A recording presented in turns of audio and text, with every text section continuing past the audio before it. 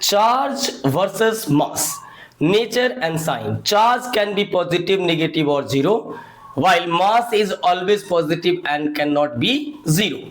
Physical meaning. Charge is an intrinsic property of particles causing them to experience forces in electric and magnetic fields. Mass is a measure of the amount of matter in an object and relates to its resistance to acceleration and its gravitational interaction. SI units. Charge is measured in coulombs C, while mass is measured in kilograms kg.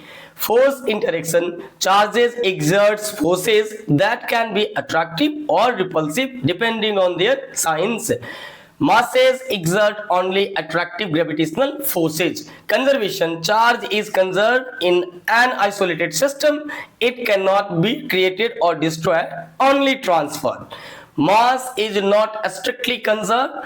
It can change in chemical or nuclear reactions. Dependence on speed. Charge is independent of the speed of the object. Mass increases with speed as described by relativistic physics. Relativistic mass. Quantization. Charge is quantized, exists in discrete amounts, while mass is not quantized.